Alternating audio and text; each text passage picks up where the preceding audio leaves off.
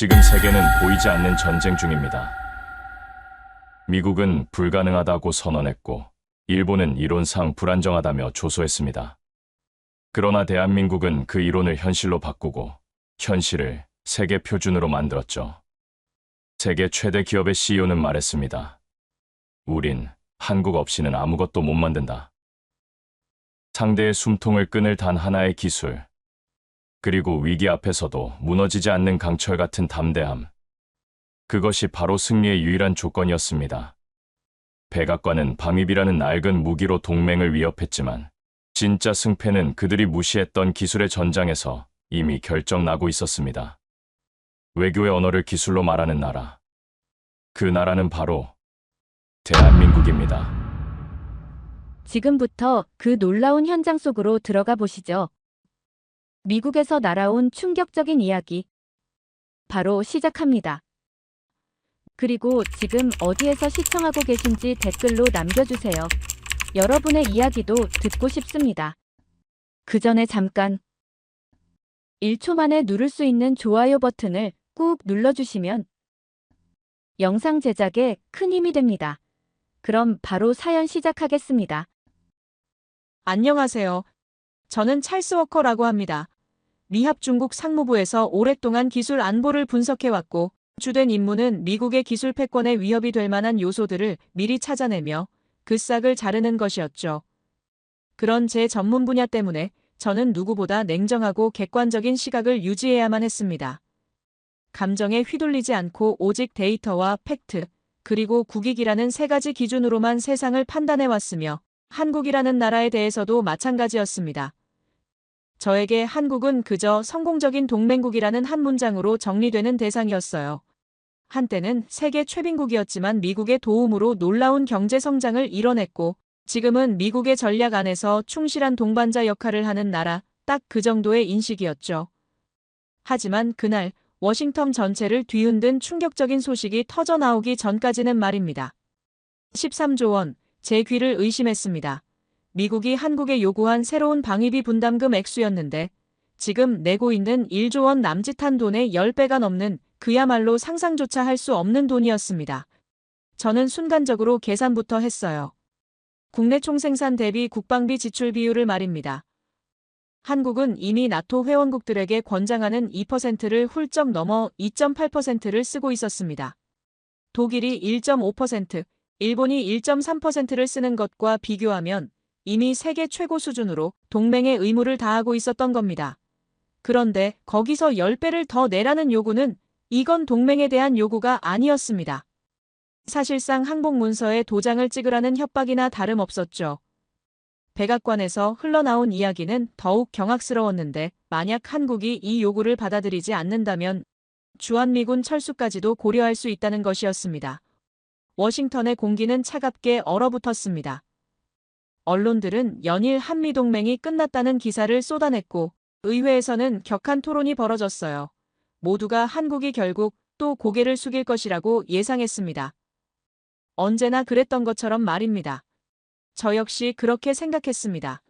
미국의 압도적인 힘 앞에서 한국에게 다른 선택지는 없어 보였으니까요.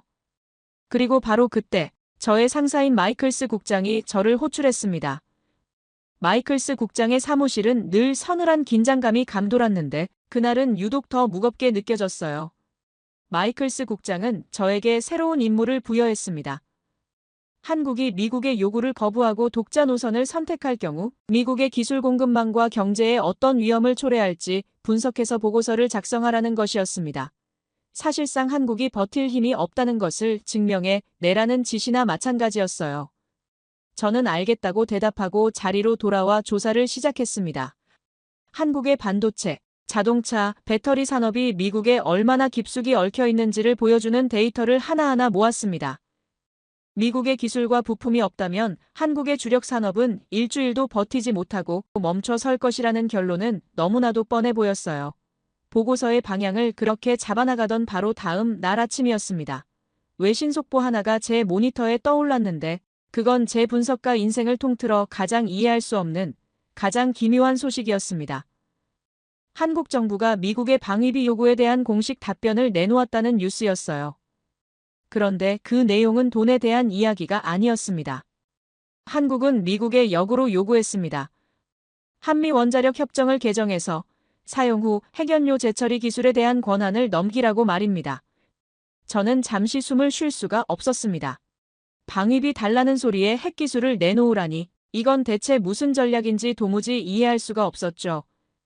핵연료 재처리, 그 기술의 진짜 의미를 아는 사람은 많지 않습니다. 사용하고 난 핵연료에서 플루토늄이라는 물질을 다시 뽑아내는 기술인데 이걸로는 원자력 발전소의 연료를 다시 만들 수도 있지만 동시에 핵무기의 핵심 원료를 만들 수도 있습니다. 그래서 미국은 지난 40년 넘는 시간 동안 한국이 그 기술에 접근조차 하지 못하도록 철저하고 집요한 통제를 이어왔던 것이었습니다. 미국이 가장 두려워한 것은 기술 그 자체라기보다는 그 기술이 상징하는 독립성과 자주성, 그리고 전략적 비대칭 우위였기 때문입니다. 그런데 그 엄중한 기술의 문턱을, 그것도 동맹의 압박을 받는 절체절명의 외교적 위기 국면에서 한국이 먼저 언급하고 요구했다는 사실은 재계 전율에 가까운 충격으로 다가왔고, 이는 단순한 외교적 카드나 협상 수단이 아니라 판 전체를 재정의하려는 일격, 누구도 예상치 못했던 거대한 수위 변화였어요. 그 순간 제 머릿속을 번개처럼 스쳐 지나간 생각이 있었습니다. 내가 지금까지 알고 있었던 한국은 과연 진짜였는가라는 본질적인 질문이었어요. 데이터와 지표, 협정문과 조약 속에 존재하던 국가로서의 한국이 아니라 역사와 경험, 상처와 분투의 시간을 버텨내며 자신만의 길을 걸어온 살아있는 실체로서의 한국이 존재한다면 나는 과연 그것을 단 한 번이라도 제대로 바라본 적이 있었던가? 한국의 요구는 단순히 핵연료 재처리 기술이라는 물리적 권한을 의미하는 것이 아니었습니다. 그것은 지난 수십 년간 강대국의 영향력 아래에서 숨죽이며 기술과 군사, 외교의 모든 영역에서 자율성보다 수능을 강요받아온 역사에 대한 정산이었으며 더 이상 동일한 조건에서 협상하지 않겠다는 선언과도 같았어요. 그날 이후 저는 밤낮으로 한국에 매달리기 시작했습니다. 마이클스 국장에게 제출해야 할 보고서는 잠시 뒤로 미뤄두었어요. 지금은 그 보고서가 중요한 게 아니었습니다. 먼저 한국이라는 나라의 진짜 실체를 파악해야만 했습니다. 도대체 무슨 자신감으로 세계 최강대국인 미국을 상대로 이런 엄청난 요구를 할 수 있었던 것일까요? 그 자신감의 근거를 찾지 못하면 저는 앞으로 분석가로서 어떤 예측도 할 수 없을 것만 같았습니다. 주말도 잊은 채 사무실에 갇힌 듯한 며칠을 보낸 어느 저녁이었어요. 워싱턴의 밤은 무겁고 텁텁했으며 공기마저 지친 사람들의 한숨을 머금고 있는 듯 했습니다. 잠시 머리를 식히고자 저는 늘 가던 라운지, 호텔 스톤 헤이븐의 고풍스러운 홀로 향했는데 100년이 넘는 전통을 자랑하는 이 호텔은 오랜 세월 동안 워싱턴 정계의 은밀한 거래와 결속이 오고 가던 장소로 로비에 놓인 낡은 가죽 소파와 벽난로 옆의 고서적들, 그리고 황동빛 조명이 과거의 흔적을 품고 있었습니다. 하지만 그날따라 라운지의 분위기는 왠지 모르게 어수선했어요. 한쪽 구석에서 들려오는 격앙된 목소리는 공간 전체에 불쾌한 진동을 퍼뜨리고 있었고, 저는 곧 그 소리가 텍사스 출신의 상원 의원 한 명으로부터 비롯되었다는 사실을 알아차릴 수 있었어요. 그는 호텔 지배인을 향해 불만을 쏟아내고 있었고, 그의 손끝이 가리킨 곳에는 10여 년은 좋게 지나 보이는 구형 일본 소니사의 텔레비전이 놓여 있었습니다. 뿌옇게 흐려진 화면은 시야를 방해했고, 반응 속도는 마치 오래된 수동 타자기처럼 느리게 움직였으며 요즘 세대라면 당연히 누릴 수 있는 넷플릭스나 온라인 정보 기능은 전무했습니다. 상원 의원은 낡은 기술에 대한 분노를 억누르지 못하고 어떻게 이런 시설을 그대로 방치할 수 있는지 따져묻고 있었습니다. 이 장면은 마치 한때 세계를 호령했던 일본 기술의 쇠락을 상징적으로 드러내는 듯 했으며 그 앞에서 고개를 끄덕이는 몇몇 인사들의 반응은 더 이상 일본이라는 기술 선진국에 기대를 걸 수 없다는 체념과도 같았죠. 저는 그 장면을 씁쓸하게 바라보다 자리를 털고 일어나려는 찰나 문 밖에서 눈을 끄는 조형물이 시야를 사로잡았습니다. 길 건너편 비교적 최근에 문을 연 듯한 소규모의 부티크 호텔이었습니다. 이름은 더 무궁화, 언뜻 보기엔 화려하지 않았지만 어딘가 절제된 기품과 이국적인 미감이 로비를 감싸고 있었습니다. 그 이름을 보는 순간 제 뇌리에 무궁화가 한국의 국화이며 영속성과 인내를 상징하는 꽃이라는 사실이 떠올랐습니다. 순간적으로 이 작은 호텔 안에는 내가 놓치고 있던 어떤 세계의 실체가 숨쉬고 있을지도 모른다는 예감이 스쳤고 저는 마치 이끌리듯 발걸음을 옮겼습니다. 문을 열고 들어선 로비에서 저는 말문을 잃고 말았는데 눈앞에 펼쳐진 광경은 그 자체로 하나의 기술 예술 작품이었습니다. 벽면 전체를 채운 초대형 스크린은 삼성의 마이크로 발광 다이오드 디스플레이였으며 그 스크린에서는 마치 실제 폭포가 로비 안으로 쏟아져 들어오는 듯한 환상적인 영상이 재생되고 있었죠. 물방울 하나하나가 살아있는 듯 섬세했고 빛과 그림자의 농도가 실제하는 자연의 흐름과 구분되지 않을 만큼 정교했습니다. 그 압도적인 광경 앞에서 사람들은 조용히 서 있었고 일부는 감탄을 감추지 못한 채 사진을 찍거나 촬영에 열중하고 있었습니다. 공간 전체가 하나의 감각적 경험으로 변모되어 있었고 과거 스톤헤이븐에서 마주했던 낡고 느린 시스템과는 비교조차 되지 않는 시간의 밀도와 기술의 차원이 존재하고 있었어요. 저는 홀린 듯이 호텔 직원에게 양해를 구하고 객실 하나를 구경할 수 있는지 물었습니다. 직원의 안내를 받아 들어간 객실에서 저는 다시 한번 충격을 받았는데 단순한 텔레비전으로만 여겼던 장치는 사실상 객실 내 인공지능 통제 허브 역할을 하고 있었고 사용자의 음성만으로 조명, 온도, 커튼, 룸서비스, 외부 관광 정보까지 통합적으로 연결되는 하나의 생명체처럼 작동하고 있었습니다. 한편의 고전 속에 머물러 있던 스톤헤이븐의 상원 의원이 이 모습을 본다면 아마 기함할지도 모르겠다는 생각이 스쳐갔고 저는 관계자에게 조심스럽게 이 모든 시스템이 삼성의 기술이냐고 물었습니다. 그는 자랑스럽다는 표정으로 고개를 끄덕였는데 그 순간 저는 다시금 스스로에게 질문을 던지지 않을 수 없었습니다. 어떻게 이토록 완결된 기술의 세계가 내가 그저 동맹국 혹은 의존국이라 여겨왔던 한국에서 만들어졌단 말인가? 어떻게 이토록 강력하고 정제된 사용자 경험이 단순한 전자제품이라는 한계를 넘어선 새로운 서비스의 철학으로 진화할 수 있었단 말인가? 호텔을 나오며 바람을 쐬었을 때 그날의 공기는 마치 또 다른 시대가 도래했음을 조용히 알리고 있는 듯 했어요. 단순히 텔레비전 하나의 문제가 아니었습니다. 그것은 공간과 시간, 사용자의 삶 전체를 디자인하고 재정의하는 기술의 힘, 그리고 그 기술을 설계한 한국이라는 나라의 집요한 진화의 결과였습니다. 그날 밤, 저는 돌아와 책상 앞에 앉아 작성 중이던 보고서의 첫 문장을 지웠습니다. 한국은 미국의 기술에 의존적이다. 이 문장은 이미 현실의 논리가 아닌 과거의 망령에 불과했습니다. 그리고 저는 생각했어요. 더 무궁화라는 이름처럼 절대로 시들지 않고 끊임없이 피어나는 기술과 정신이 이 나라에 살아 숨쉬고 있으며 우리가 알지 못하는 사이 이 작고 강한 나라는 스스로를 세계의 중심으로 견인하고 있다는 사실을 말입니다. 워싱턴 한복판, 가장 보수적이고 전통적인 공간 안에서 일어난 이 조용한 혁신의 파동은 어쩌면 우리가 알고 있는 세계 질서의 균열이 시작되었음을 알리는 미세한 진동이었는지도 모릅니다. 제 안에서 무언가 단단히 잘못되었다는 경고음이 울리기 시작했습니다. 워싱턴의 그 작은 호텔에서 목격했던 압도적인 기술 격차는 단순한 해프닝이 아니었습니다. 그것은 거대한 빙산의 일각이었고 저는 수면 아래에 감춰진 거대한 실체를 확인해야만 했습니다. 상용 기술의 정점에 반도체가 있다는 것은 상식입니다. 저는 산무부의 최고 등급 보안 인가를 활용하여 그동안 당연하게 여겼던 반도체 공급망의 질서를 처음부터 다시 들여다보기 시작했는데 그 중심에는 대만의 TSMC라는 절대 강자가 있었습니다. 지난 수년간 TSMC는 애플, 엔비디아 같은 세계적인 기업들의 물량을 독점하며 그 누구도 넘볼 수 없는 철옹성을 구축해왔죠. 삼성전자는 그 뒤를 쫓는 2인자였지만 특히 최첨단 공정에서는 수율 문제로 고전하며 신뢰를 잃어가고 있다는 것이 워싱턴의 일반적인 평가였습니다. 테슬라의 일론 머스크가 삼성 대신 TSMC의 손을 잡았던 것이 그 대표적인 사례였고요. 저는 바로 이 지점을 파고들었습니다. 일론 머스크가 왜 다시 삼성에게 손을 내밀었는가? 그 이면에는 분명히 우리가 놓치고 있는 결정적인 비밀이 숨어 있을 것이라 확신했습니다. 며칠 밤을 새워 내부 보고서와 데이터들을 분석하던 중 저는 마침내 하나의 문건을 발견했는데 이재용이라는 삼성의 총수가 직접 일론 머스크를 만나기 위해 미국을 방문했을 당시의 비공개 회의록이었습니다. 그 안에는 제가 그리고 워싱턴의 그 누구도 상상하지 못했던 그야말로 기술 패권의 지형을 뒤바꿀 만한 내용이 담겨 있었습니다. 삼성은 단순히 수율을 개선했다는 수준의 이야기를 한 것이 아니었습니다.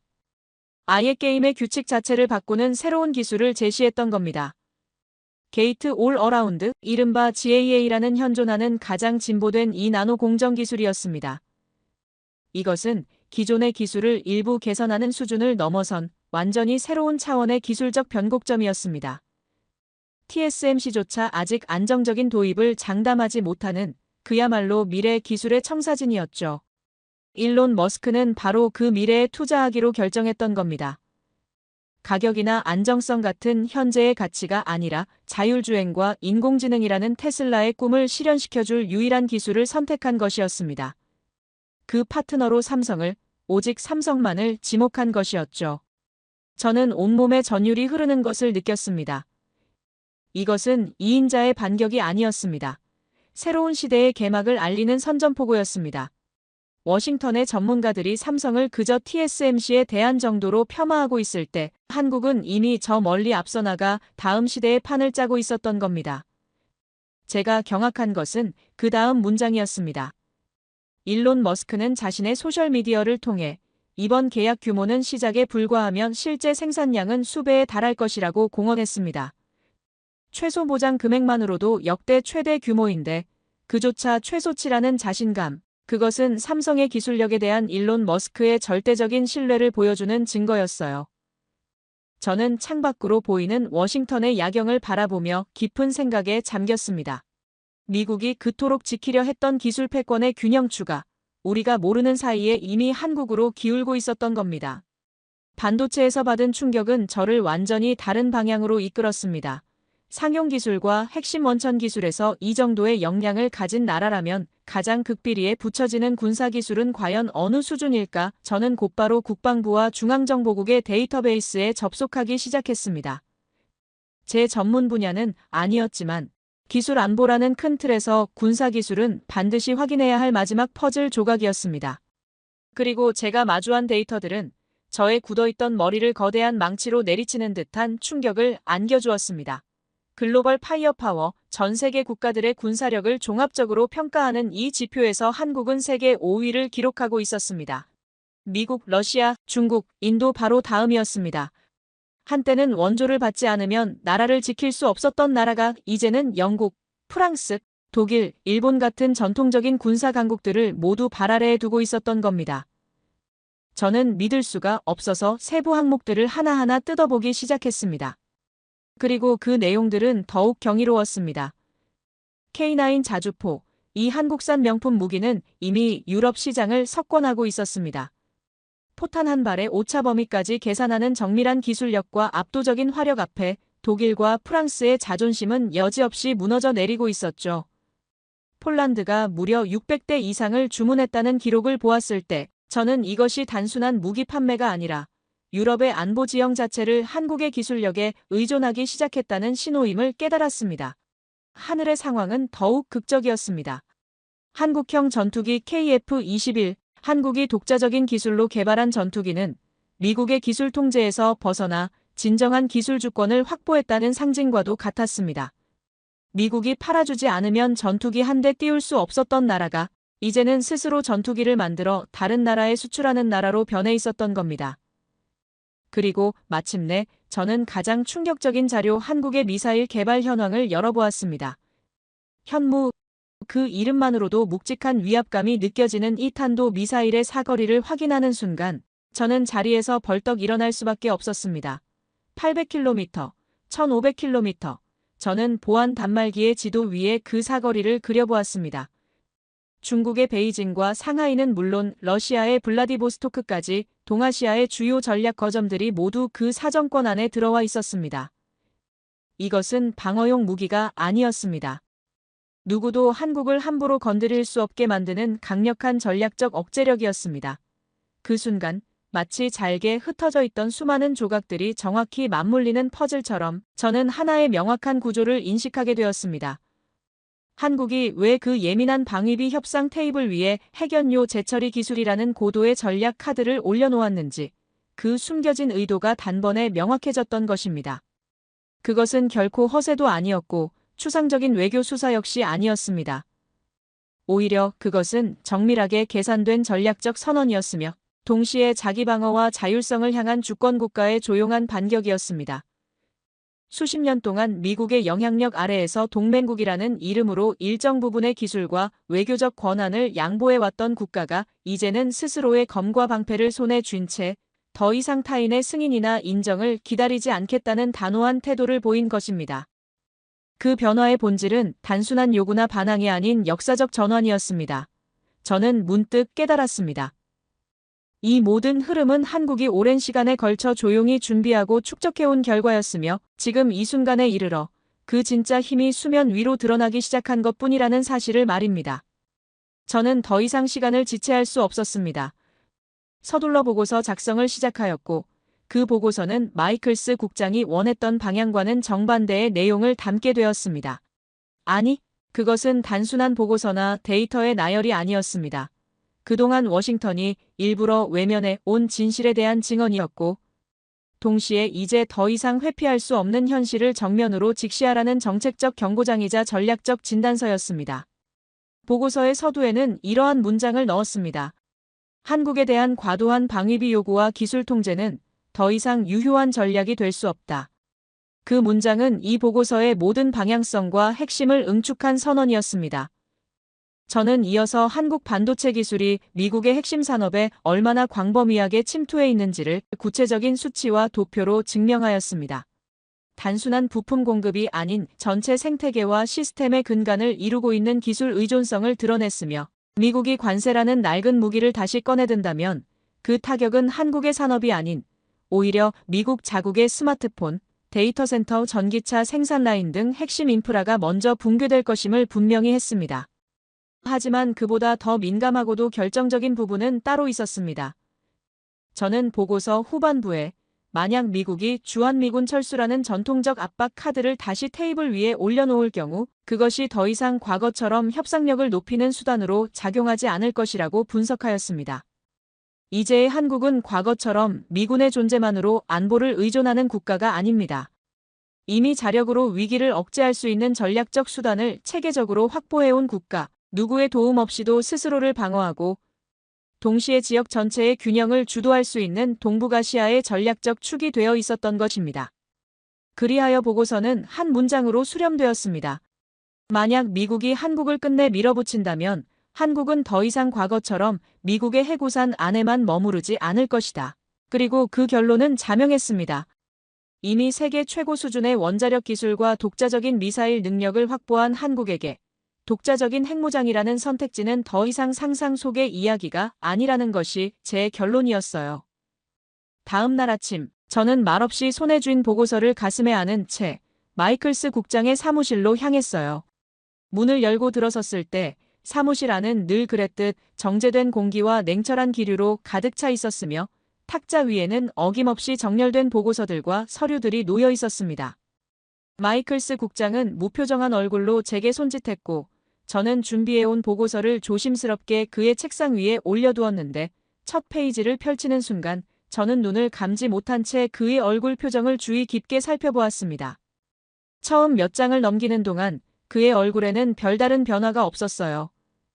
익숙한 분석 문장을 대하는 듯한 무심함 하지만 페이지가 거듭될수록 그의 입술은 굳어졌고 눈매는 차갑게 좁혀졌으며 손끝에는 분노가 서서히 응집되는 기운이 감지되었습니다. 마침내 마지막 장까지 모두 읽은 그는 말없이 고개를 들었습니다.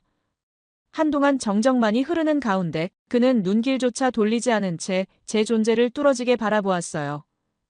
말보다 더 묵직한 침묵이 사무실을 뒤덮었고 공기의 온도는 순식간에 얼음장처럼 식어버렸습니다. 잠시 후 그는 입을 열었습니다.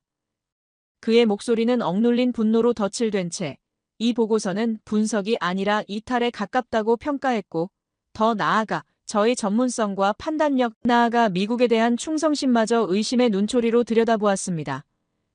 그에겐 제가 한국이라는 나라의 기술력에 도취된 채 냉정함을 잃었다는 확신만이 남아있었던 듯했습니다. 그 순간 저는 깨달았습니다. 워싱턴의 시선은 단 한치도 변하지 않았다는 사실을, 그들에게 한국은 여전히 감정적이며 통제하지 않으면 언제든 길을 벗어날 수 있는 예측 불가능한 대상에 불과했어요. 따라서 더 강력한 통제, 더 견고한 압박, 더 날카로운 줄세우기만이 해답이라고 믿고 있는 것입니다. 하지만 그보다 더 놀라운 사실은 그날 오후 국무부 내부 회람을 통해 접하게 된 외교 동향에서 발견되었습니다. 일본 대사관의 고위 외교관들이 백악관과 국무부의 주요 인사들과 연쇄적으로 접촉하고 있었던 사실이 드러났으며 그들의 메시지는 분명했습니다. 한국이 핵연료 재처리 기술을 확보하게 될 경우 동아시아의 전략 균형이 무너질 것이며 이는 미국의 국익에도 심대한 손상을 초래할 것이라는 논리였어요. 그러나 저는 그 이면에 깔린 본심을 너무나도 명확히 꿰뚫어 볼 수 있었습니다. 그것은 국제 질서에 대한 걱정이나 평화의 유지에 대한 우려가 아니었습니다. 단지 지금껏 자신들만이 독점해온 기술적 특권을 한국에게 내어줄 수 없다는 자국 중심적 이기주의와 기득권에 대한 불안감이 만든 일방적 선동에 불과했습니다. 그럼에도 불구하고 그들은 워싱턴의 오래된 기득권 세력에게 매우 설득력 있는 명분을 제공하고 있었으며 그 명분은 정치적 이해관계와 보수적 질서 유지를 원하는 세력에게는 도리어 달콤한 유혹으로 작용하고 있었습니다. 그날 저녁 마이클스 국장은 제게 마지막 통첩을 내렸습니다. 보고서 전면 폐기, 그리고 원래의 지시대로, 즉 한국은 미국의 통제 없이는 자립할 수 없다는 전제를 토대로 새로운 보고서를 작성하라는 명령이었어요. 그는 덧붙였습니다. 만약 이에 따르지 않는다면 제 경력은 물론 상무부에서의 존재 자체가 사라질 것이라고 경고했습니다.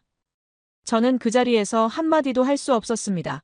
마치 거대한 벽 앞에 홀로 선 듯한 막막함, 아무리 외쳤다 한들 돌아오는 메아리조차 없는 거대한 구조물의 심장부에 저는 혼자 내던져져 있었던 것입니다. 그때 느꼈던 감정은 단순한 두려움이나 분노가 아니었습니다. 그것은 진실을 보고도 외면하는 시스템에 대한 깊은 회의, 그리고 한 나라의 실체를 목도하고도 끝내 부정하려는 문명의 오만함에 대한 절망이었습니다. 저는 거대한 벽 앞에서 완전히 혼자가 된 기분이었습니다. 저는 그날 밤 잠 한숨 자지 못하고 깊은 고민에 빠졌습니다. 지난 20년간 쌓아온 모든 것을 버리고 불명예스럽게 쫓겨날 것인가? 아니면 제 양심을 속이고 거짓된 보고서를 작성하여 워싱턴의 거대한 착각에 동조할 것인가? 하지만 제 눈앞에는 호텔 로비에서 보았던 삼성의 압도적인 디스플레이와 일론 머스크가 극찬했던 반도체 기술, 그리고 베이징을 향하고 있던 현무미사일의 궤적이 선명하게 떠올랐습니다. 진실은 너무나도 명백했습니다. 다음 날 아침, 저의 결심은 확고했습니다. 저는 마이클스 국장의 협박에 굴복하는 대신 제 분석가로서의 마지막 소명을 다하기로 결정했습니다. 저는 과거 국방부에서 함께 일했던, 지금은 백악관 국가안보회의에서 일하고 있는 옛 동료에게 비밀리에 연락을 취했습니다. 그리고 저의 모든 것을 건 마지막 보고서, 원본을 그에게 전송했습니다. 정상회담을 불과 몇 시간 앞둔 백악관은 그야말로 폭풍전야의 긴장감에 휩싸여 있었습니다. 대통령과 최고위 참모들은 한국을 어떻게 더 강하게 압박할 것인지를 논의하며 마지막 전략을 가다듬고 있었죠. 주한미군 일부 철수 발표와 한국산 주력 수출품에 대한 고율의 관세의 부과라는 카드가 만지작거려지고 있었습니다. 바로 그때 긴급 문서라는 붉은 도장이 찍힌 저희 보고서가 회의 테이블 위에 올라왔습니다. 회의를 주재하던 국가안보보좌관은 예상치 못한 보고서에 잠시 의아한 표정을 지었지만 이내 그 첫 문장을 읽고는 표정이 굳어지기 시작했습니다. 회의실에는 무거운 침묵이 흘렀습니다. 보고서를 돌려 읽는 참모들의 얼굴에서는 당혹감과 충격이 뒤섞인 표정이 역력했습니다. 자신들이 그저 으름장만 놓으면 금방이라도 무너질 것이라 생각했던 나라의 실체는 그들의 낡은 상식을 아득히 뛰어넘는 수준이었기 때문입니다. 특히 미국의 심장부인 반도체 공급망을 한국이 쥐고 있다는 분석과 주한미군 철수가 더 이상 압박 카드가 될 수 없으며 오히려 한국의 독자적 핵무장을 부추길 뿐이라는 결론은 회의실의 공기 자체를 바꿔놓았습니다. 저는 제 사무실 창밖으로 멀리 보이는 백악관을 바라보았습니다. 이제 저희 역할은 끝났습니다. 저희 보고서가 어떤 결과를 가져올지는 알 수 없습니다. 하지만 한 가지는 확실했습니다. 미국은, 그리고 워싱턴은 이제 더 이상 과거의 방식으로는 한국을 대할 수 없다는 사실을 깨닫게 될 것입니다. 동맹이라는 이름 아래 일방적인 희생을 강요했던 시대는 이제 끝났습니다. 대한민국은 이미 스스로의 힘으로 일어선 그 누구도 얕볼 수 없는 진정한 강국이 되어 있었습니다. 이제 그 새로운 현실을 모두가 받아들이는 날이 오기를 바랄 뿐입니다. 제 이야기를 끝까지 들어주셔서 감사합니다. 모두 안녕히 계세요. 오늘의 사연, 어떻게 들으셨나요? 한 사람의 냉철한 분석이 결국 한 나라를 다시 보게 만들었고, 모두가 고개를 돌리던 진실을 마주하게 했습니다. 우리가 당연하게 여겨온 기술, 그리고 무심코 지나친 국가의 저력, 그 모든 것이 사실은 조용히 아주 단단하게 세계를 움직이고 있었던 걸지도 모릅니다. 강대국의 시선이란 결국 자신들이 보고 싶은 것만 보는 필터일지도 모릅니다. 하지만 진짜 변화는 그런 필터를 뚫고 끝내 드러나는 법이죠. 오늘의 이야기는 과연 한 개인의 외로운 싸움이었을까요? 아니면 이미 시작된 흐름 속에서 세상이 뒤늦게 알아차리게 된 첫 장면이었을까요? 여러분의 생각을 아래 댓글에 남겨주세요. 믿을 수 없는 일이 벌어졌습니다. 문화적 정체성을 둘러싼 세기의 대결에서 압도적 존재감을 드러낸 한국 문화유산의 깊이가 세계 학계의 고정관념을 완전히 뒤바꿔 놓았어요. 한순간의 뒤집히는 압도적 존재감 앞에 세계 최강국의 학자들마저 침묵했습니다. 세계가 인정한 한민족의 창조적 혼이 수천 년의 침묵을 깨고 드디어 그 진가를 세상에 드러낸 것이죠. 초강 대국들이 주도해온 문화적 서열화의 신화가 무너지는 순간 학자들의 표정에는 경이로움과 당혹감이 교차했다고 하는데요. 한류 초격차의 근원을 밝힌 그 순간은 어떤 의미를 가지고 있는 건지 사연을 통하여 알아가 보도록 하겠습니다. 그 전에 잠깐 1초 만에 누를 수 있는 좋아요 버튼을 꾹 눌러주시면 영상 제작에 큰 힘이 됩니다. 그럼 바로 사연 시작하겠습니다.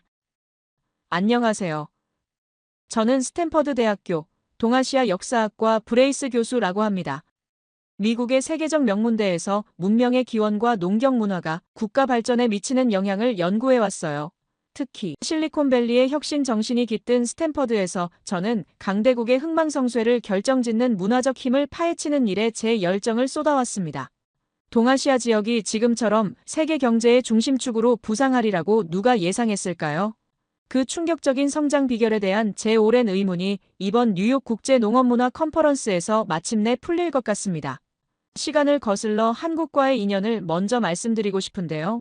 제가 아버지를 따라 처음 한국을 방문했던 건 제가 중학생이던 80년대 초반이었어요.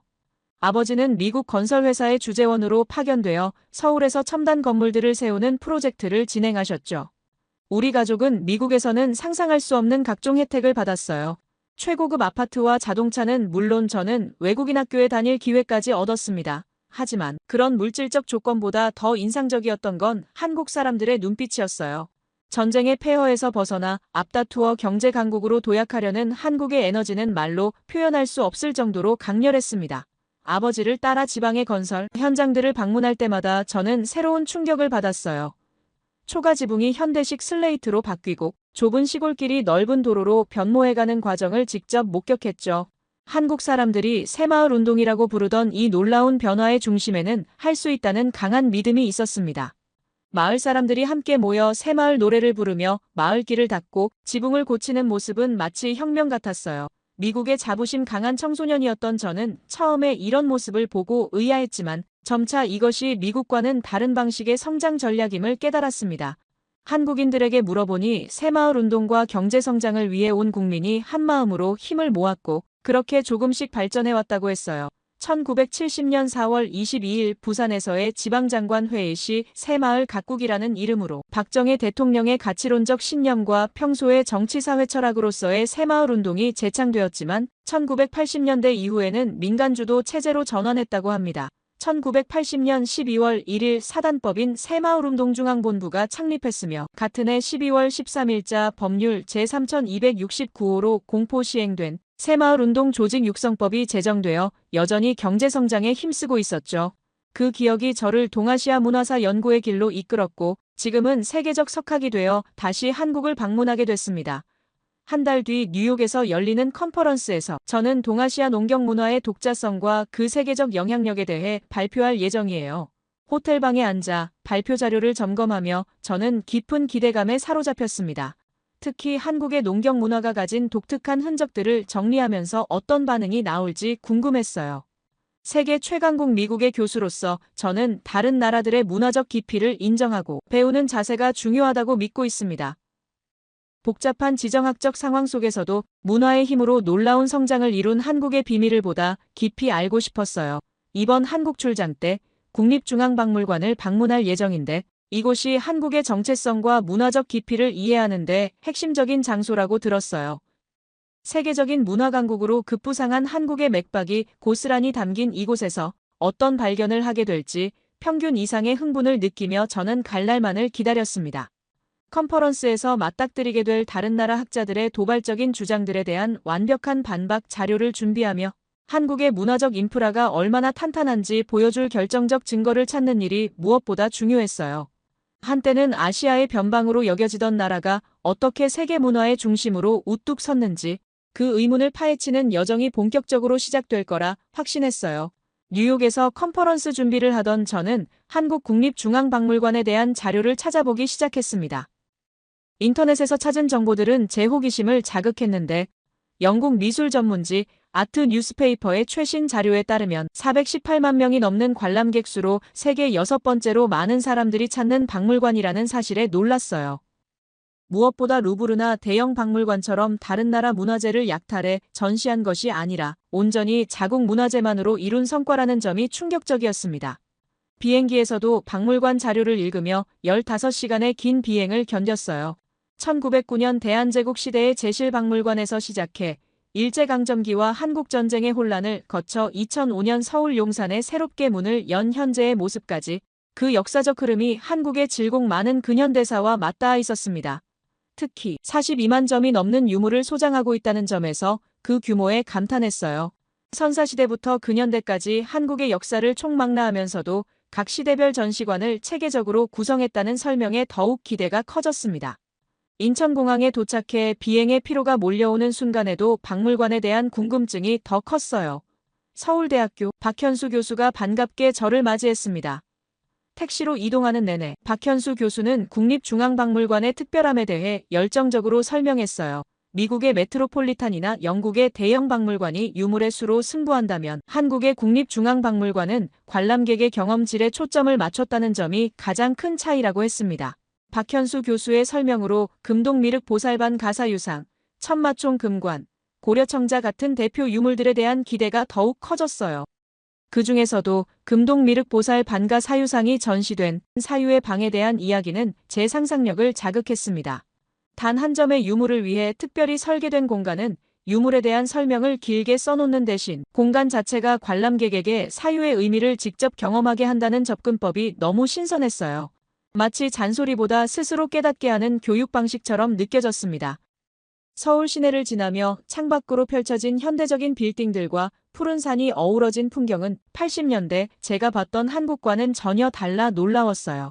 세계 최강국인 미국의 교수로서 다른 나라의 발전 속도에 감탄하지 않을 수 없었습니다. 박현수 교수는 국립중앙박물관이 단순한 전시 공간을 넘어 문화체험과 교육 프로그램도 다양하게 운영하고 있다고 덧붙였어요. 특히 해외 특별전을 정기적으로 개최하며 국제적인 문화 교류의 중심 역할을 하고 있다는 설명이 인상적이었습니다. 박현수 교수는 국립중앙박물관의 또 다른 매력으로 박물관 굿즈를 언급했어요. 전통 유물을 모티브로 한 감각적인 디자인의 상품들, 반가사유상 무드 등부터 고려청자 핸드폰 케이스, 삼국시대 금관, 핀 배지까지 다양한 상품들이 외국인 관광객들에게 큰 인기라고 했습니다. 우리 미국 박물관들의 천편일률적인 기념품과는 차원이 다른 접근법이 무척 흥미로웠어요. 박현수 교수의 열정적인 설명 중에서도 가장 인상적이었던 건 국립중앙박물관을 라이브 공연장에 비유한 부분이었습니다. 다른 박물관들이 그저 노래방 책처럼 유물 목록을 펼쳐놓는 느낌이라면 한국 박물관은 관람객과 유물 사이에 진정한 교감이 일어나는 공간이라는 표현이 가슴에 와닿았어요. 서양 박물관들이 화려함과 규모로 압도한다면 국립중앙박물관은 각 작품을 극대화시키는 방들의 디자인으로 차별화된다는 설명에 더욱 기대가 커졌습니다. 특히 반가사유상 전시실인 사유의 방은 그야말로 천재적인 기획이라고 박현수 교수가 강조했어요. 작품을 온전히 사유할 수 있도록 설계된 공간에서 미소 띈 사유상을 보면 마치 해탈의 경지에 이른 석가의 표정을 마주하는 듯한 경험이 된다고 했습니다. 조명도 각도마다 다른 느낌을 주도록 세심하게 계산되었다는 설명에 제 마음속에 이미 그 공간의 이미지가 그려지기 시작했어요. 많은 유물을 보여주는 것보다 단 하나라도 마음을 움직이게 하는 접근법이 한국 문화의 깊이를 보여주는 것 같았습니다. 가슴이 두근거리는 걸 느끼며 저는 미국에서 경험하지 못했던 새로운 박물관 철학을 직접 확인할 순간을 기다렸습니다. 입장료도 무료라는 사실에 더욱 놀랐어요. 세계 6번째 박물관이 무료라니 문화에 대한 접근성을 높이려는 한국의 노력이 감동적으로 다가왔습니다. 국립중앙박물관에서 기념품 숍에 들렀는데 고려청자를 모티브로 한 아이폰 케이스가 눈에 들어왔습니다. 빛빛 청자 색상이 현대적 디자인과 만나 너무 아름다워 지갑을 열지 않을 수 없었어요. 손에 쥐는 순간 마치 천년의 시간을 뛰어넘어 고려시대 장인의 숨결이 내 손 안에 들어온 듯한 느낌이 들었습니다. 미국에서도 이런 세련된 문화상품을 본 적이 없어 감탄했어요. 고국에 돌아가서도 한국 문화의 아름다움을 매일 느낄 수 있겠다는 생각에 뿌듯했습니다. 국립중앙박물관에 들어서는 순간 웅장한 공간에 숨이 막혔습니다. 전시실을 하나씩 둘러보다 말로만 듣던 사유의 방에 들어섰을 때 온몸에 전율이 흘렀어요. 반가사유상 하나만을 위한 완벽한 공간, 디자인과 조명이 만들어낸 분위기는 말로 표현할 수 없었습니다. 미소 짓는 불상 앞에 서자 시간이 멈춘 듯 했기에 꼼짝 않고 10분을 서 있었던 저를 발견하고 놀랐습니다. 설명판도 필요 없이 공간 자체가 사유의 의미를 온몸으로 느끼게 했어요. 이런 전시 철학은 미국에서는 상상도 할 수 없었습니다. 이후 일주일 동안 서울대학교에서 박현수 교수와 한국 농경 문화에 관한 교육 자료를 검토하는 시간을 가졌어요. 특히 청주 소로리에서 발견된 벽시 화석에 관한 자료는 충격적이었습니다. 무려 15,000년 전의 벽시라니. 이는 중국 양쯔강 유역에서 발견된 9,000년 전 벼 화석보다 6,000년이나 앞선 것이었어요. 이 자료들을 꼼꼼히 정리하며 뉴욕 컨퍼런스에서 발표할 내용을 더욱 풍성하게 다듬었습니다. 미국으로 돌아가는 비행기 안에서도 저는 노트북을 켜고 발표 자료를 다시 한번 점검했어요. 한국에서의 일주일이 제 연구에 새로운 활력을 불어넣었습니다. 특히 국립중앙박물관에서 경험했을 때 느낀 점은 한국 철학의 고요하고도 강인한 힘을 느꼈고 그것이 제 발표의 뿌리가 되었습니다. 양보다 질을 추구하는 한국 문화의 정수를 어떻게 하면 서양 학자들에게 효과적으로 전달할 수 있을지 고민했습니다. 뉴욕에 도착하자마자 곧바로 컨퍼런스 준비에 몰두했어요. 차분하고 정성스럽게 슬라이드 하나하나를 완성했습니다. 동아시아 농경 문화의 역사적 맥락부터 한국 농경 문화의 독자성, 그리고 그것이 현대 한국의 문화적 정체성에 미친 영향까지 체계적으로 정리했어요. 특히 소로리 벽시의 과학적 분석 결과와 DNA 연구 자료를 섬세하게 준비하며 미국의 학술적 엄격함을 갖추려 노력했습니다. 컨퍼런스 첫날, 뉴욕 국제 컨벤션 센터는 세계 각국에서 온 학자들로 붐볐어요. CNN과 BBC 등 세계 언론도 이 행사를 주목하고 있었습니다. 오전 세션에서는 일본과 중국의 학자들이 차례로 발표를 마쳤고 점심 식사 후 제 차례가 다가오고 있었어요.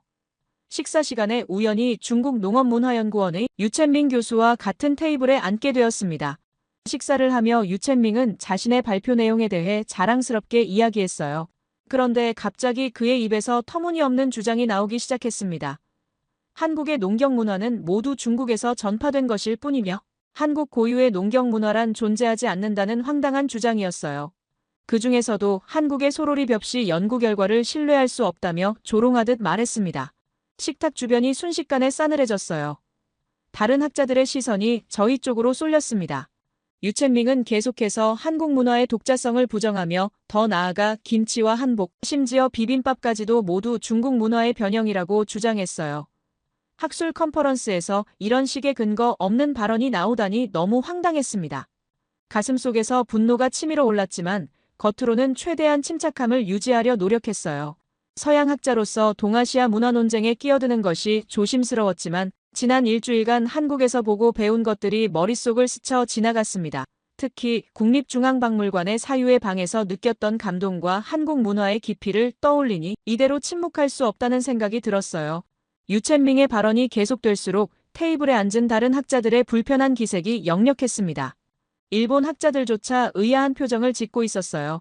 저는 한국에서 가져온 소로리 벽시의 탄소연대 측정 자료와 DNA 분석 결과가 담긴 태블릿을 조용히 꺼냈습니다. 오후 발표에서 공개할 예정이었던 자료들이었지만 지금이야말로 이 자료가 필요한 순간이라고 느꼈어요. 점심시간이 끝나갈 무렵 유첸밍은 마치 승리자처럼 자리에서 일어났습니다. 그의 얼굴에는 오만한 미소가 번졌어요. 저는 그가 자리를 뜨기 전에 조용히 말했습니다. 뉴욕의 쌀쌀한 가을 공기 속에서도 제 목소리는 단단했어요. 오후 세션에서 모두에게 한국 농경 문화의 진실을 보여주겠다는 약속과 함께 이제 과학적 증거 앞에서 학문적 정직함이 시험받을 것이라는 점을 강조했습니다. 컨퍼런스장으로 돌아가는 길, 제 손에는 한국에서 구입한 고려청자 핸드폰 케이스가 꼭 쥐어져 있었어요. 그 차가운 감촉이 마치 제게 용기를 주는 듯 했습니다. 발표 시간이 다가올수록 가슴이 뛰었지만 진실을 밝힐 기회라는 생각에 오히려 흥분됐어요.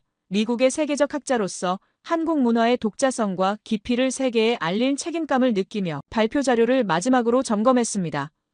컨퍼런스 본격적인 발표 시간이 되자 딱딱한 정장 차림의 유첸밍이 단상에 올랐습니다.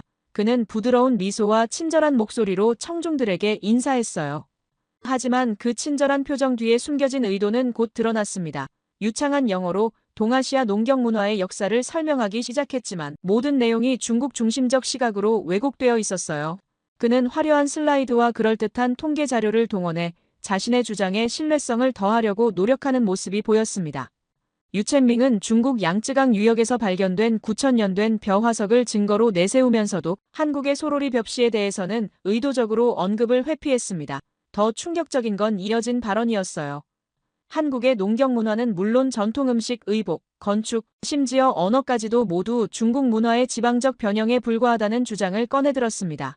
특히 한국의 전통 음식인 김치에 대해 집중적으로 공격했는데 역사적 문헌들을 왜곡해가며 김치가 중국 파오차이의 아류라는 황당한 주장을 펼쳤습니다. 심지어 중국 지린성에서 조선족 김치 담그기를 무형문화유산으로 등재한 사례를 언급하며 이것이 중국 문화의 일부라고 강조했어요. 한국의 전통 의상인 한복에 대해서도 중국 한푸의 변형된 형태라며 깎아내렸습니다. 유첸밍은 공자와 맹자의 말을 인용하며 중화사상의 우월성을 강조했어요. 그의 말투에는 은근한 멸시가 배어 있었습니다.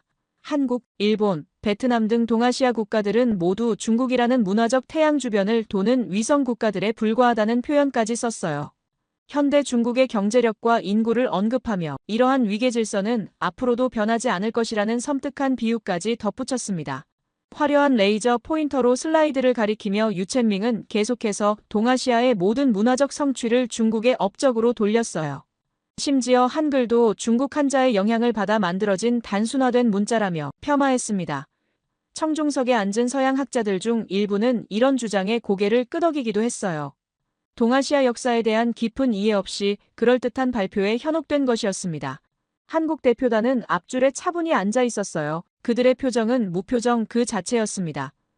한국농업기술진흥원의 김 박사는 작은 태블릿으로 무언가를 빠르게 기록했고 한국문화유산연구원의 박 연구원은 두꺼운 자료집을 조용히 넘겨보고 있었어요. 그들은 마치 이런 상황을 수없이 겪어온 듯 놀라움이나 분노의 기색 없이 철저히 무표정을 유지했습니다. 유첸밍의 발표가 절정에 달했을 때 한국 대표단 중 한 명이 작은 노트북을 열고 무언가를 타이핑하기 시작했어요.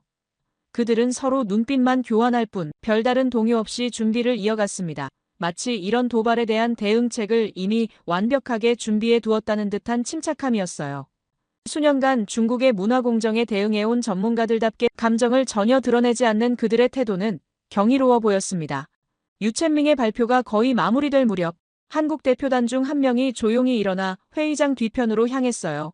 잠시 후 그가 돌아왔을 때는 두꺼운 파일 더미를 들고 있었습니다.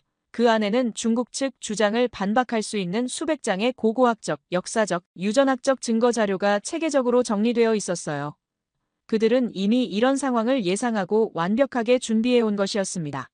저는 유첸밍의 발표를 들으며 가슴속에서 용암처럼 분노가 끓어올랐어요. 겉으로는 평정을 유지했지만 손바닥에 땀이 맺힐 정도로 화가 났습니다. 국립중앙박물관에서 본 한국 문화의 아름다움과 깊이, 소로리 벽시의 과학적 증거들이 모두 왜곡되고 무시되는 현실이 참을 수 없었어요. 단순히 중국 문화의 아류로 치부되는 것은 학자로서 도저히 용납할 수 없었습니다. 유첸밍의 발표가 끝나고 질의응답 시간이 시작되자 저는 과감히 손을 들었어요.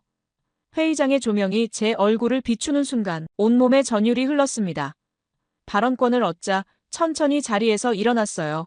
미국 스탠퍼드 대학 교수라는 제 위치가 이 순간 중요하게 느껴졌습니다. 마이크 앞에 선 저는 깊게 숨을 들이쉬었습니다. 수백 명의 학자들이 지켜보는 가운데 제 목소리는 회의장 전체에 울려 퍼졌어요. 한국에서 직접 보고 경험한 문화적 깊이와 과학적 증거들을 하나둘 언급하기 시작했습니다. 저는 천천히 소로리 벽시에 관한 연구 결과를 꺼내들었어요. 그 순간 회의장 전체가 숨죽였습니다. 제가 한국에서 직접 수집한 자료들을 하나씩 제시했어요. 컨퍼런스의 대형 스크린에 소로리 벽시의 전자현미경 사진과 DNA 분석 결과가 선명하게 비춰졌습니다.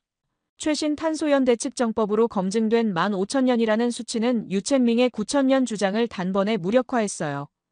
그리고 이 연구가 영국, 독일, 미국의 연구진들과 함께 교차 검증된 신뢰성 높은 결과라는 점을 강조했습니다. 유첸밍의 얼굴이 점차 창백해지는 것이 보였어요.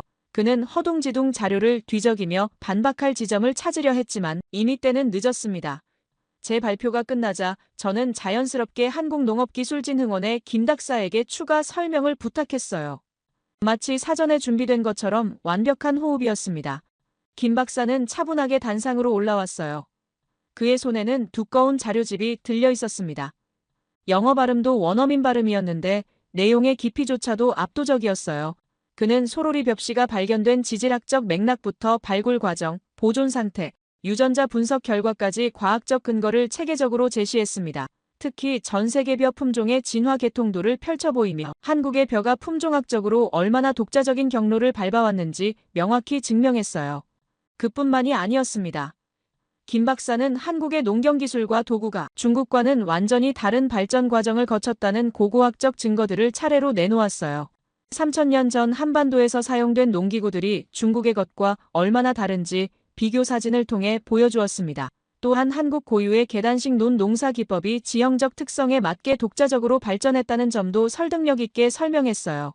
김치에 관한 반박은 더욱 강력했는데 김 박사는 삼국시대 문헌에서 발견된 김치 제조법과 중국 파오차이의 근본적 차이점을 상세히 분석했어요. 발효 과정의 미생물학적 차이부터 재료, 양념, 보존 방식까지 완전히 다른 음식임을 과학적으로 증명했습니다. 중국의 중앙아시아 국경 지역에서는 김치와 유사한 발효식품이 전혀 발견되지 않는다는 점도 강조했어요. 자료 제시가 계속될수록 각 나라 대표들의 표정이 변해갔습니다. 처음에는 의아한 표정이던 서양 학자들이 이제는 고개를 끄덕이며 공감을 표했어요. 반면 유첸밍의 표정은 점점 일그러졌습니다. 그는 자리에서 벌떡 일어나 발언권을 요청했어요. 회의장을 주관하던 미국 학회장은 공정성을 위해 그에게 마이크를 넘겼습니다. 유첸밍은 목소리를 높이기 시작했어요. 하지만 이전의 자신감 있는 태도는 온데간데 없고 감정적인 발언들만 쏟아냈습니다. 그는 중국의 5,000년 역사와 세계 2위 경제대국이라는 현실을 언급하며 권위에 호소했어요. 한국의 연구 결과를 믿을 수 없다며 자국의 역사교과서와 공식 출판물들을 근거로 제시했지만 이는 과학적 증거가 아닌 자국 중심적 해석에 불과했습니다. 유첸밍의 발언이 길어질수록 그의 주장은 더욱 치졸해 보였어요. 그는 마지막 수단으로 중국 정부가 김치와 한복을 자국의 문화유산으로 등재했다는 정치적 사실을 끌어들였습니다. 하지만 이는 오히려 역효과였어요. 그의 발언이 학술적 논쟁이 아닌 정치적 주장에 가깝다는 것을 스스로 증명하는 꼴이 되었습니다. 그의 목소리가 떨리기 시작했고 얼굴은 붉게 달아올랐어요. 회의장의 공기가 무거워지자 저는 다시 손을 들어 발언권을 요청했습니다. 유첸밍의 발악이 끝나고 마이크가 제게 넘어왔어요. 저는 미국인 학자의 객관적 시각을 강조하며 말문을 열었습니다. 지난 50년간 동아시아 문화를 연구해온 제 경험을 바탕으로 문화의 정치화가 얼마나 위험한지 지적했어요.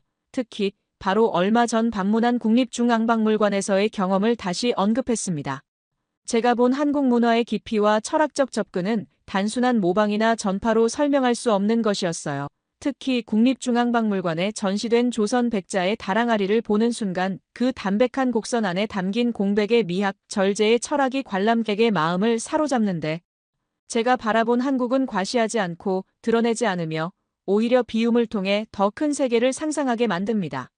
이러한 철학은 박물관 전체를 관통하는 전시 태도에서도 드러났는데 국립중앙박물관은 수천 년의 유물을 나열하기보다 선택된 침묵으로 이야기했어요.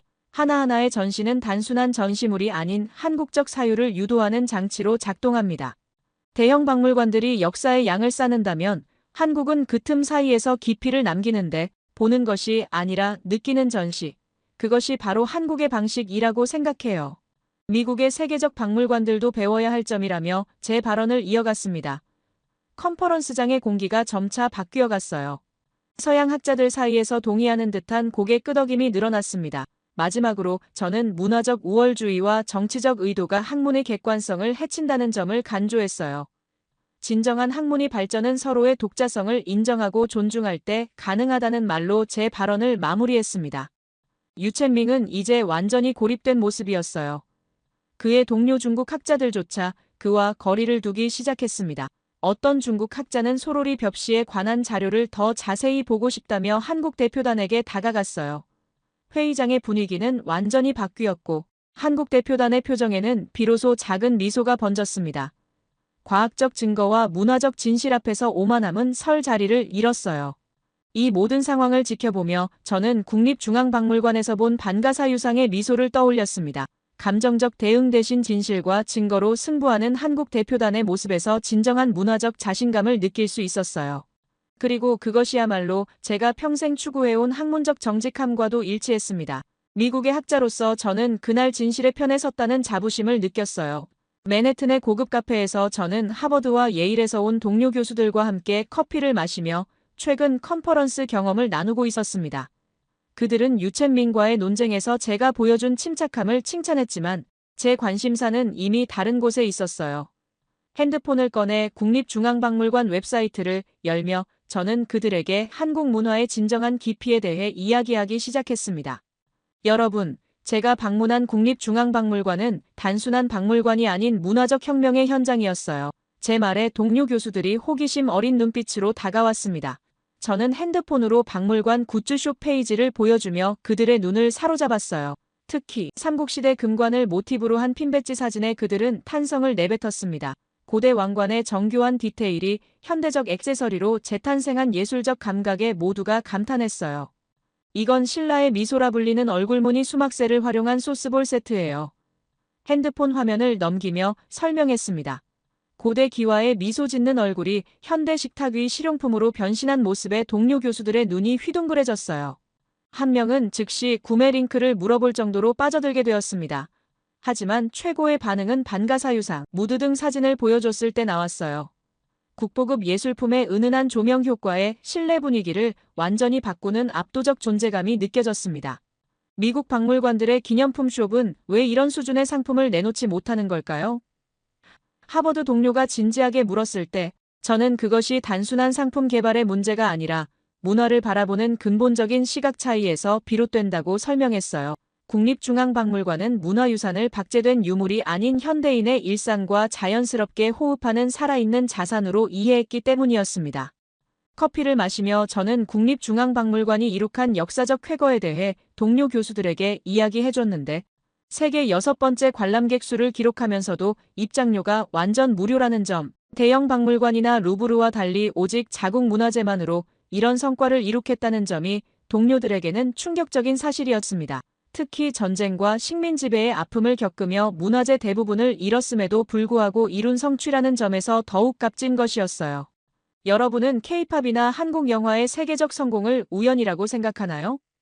제 질문에 동료들은 고개를 갸웃했습니다. 저는 계속해서 설명했어요. 한류 정복의 배경에는 수천 년간 이어온 문화적 자신감과 창의성이 있습니다. 국립중앙박물관은 그 문화적 DNA의 원천을 보여주는 곳이죠. 동료들의 표정이 진지해졌고 저는 문화의 깊이가 어떻게 초격차 경쟁력으로 이어지는지 설명했습니다. 그리고 저는 미국 박물관계가 배워야 할 한국 박물관의 혁신적 접근법에 대해 강조했어요. 수많은 유물을 나열하는 대신 관람객의 마음에 깊은 인상을 남기는 공간 설계, 전시품과 관람객 사이의 감정적 연결을 중시하는 철학은 미국의 거대 자본으로도 쉽게 이룰 수 없는 문화적 지혜였습니다. 이는 단순한 미학적 차이가 아닌 문화를 이해하는 근본적인 관점의 차이였어요. 유첸밍의 오만했던 모습을 떠올리며 저는 한 가지 교훈을 전했습니다. 문화적 자부심은 타문화를 부정하거나 지배하려 할 때가 아니라 자신의 고유함을 깊이 이해하고 창의적으로 발전시킬 때 진정한 가치를 발휘합니다. 이 말에 동료 교수들이 깊이 고개를 끄덕였어요. 미국이 세계 최강국임에도 불구하고 다른 문화의 깊이와 다양성을 존중하고 배울 때 더욱 풍요로워질 수 있다는 성찰이었습니다. 카페를 나서며 동료들은 자신들의 다음 아시아 방문지로 한국국립중앙박물관을 꼭 추가하겠다고 약속했어요.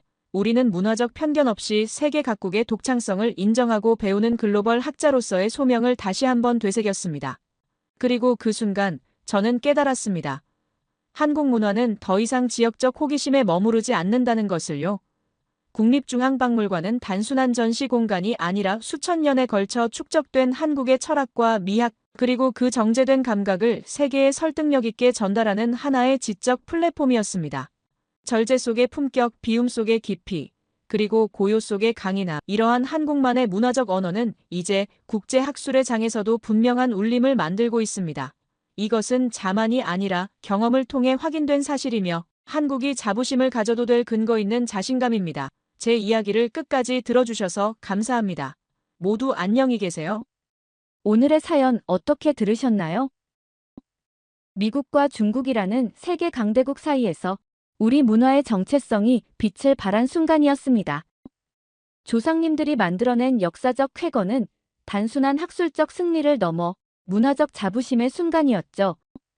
세계가 인정한 한국 문화의 독창성과 깊이는 앞으로도 계속 우리의 길을 밝혀줄 등불이 될 것입니다. 하지만 진정한 문화의 힘은 다른 이를 누르는 것이 아닌 서로의 고유함을 인정하고 배우는 데 있지 않을까요? 여러분은 이 이야기를 듣고 어떤 생각이 드셨나요? 여러분의 생각을 아래 댓글에 남겨주세요. 그리고 감동적인 사연을 주변 사람들과 공유하고 함께 이야기 나눠보세요. 마지막으로 1초밖에 걸리지 않는 구독과 좋아요, 알림 설정은 영상 제작에 큰 힘이 됩니다. 지금까지 감동을 담아 여러분께 진심을 전하는 감동담기였습니다. 오늘 하루도 행복한 하루 보내세요.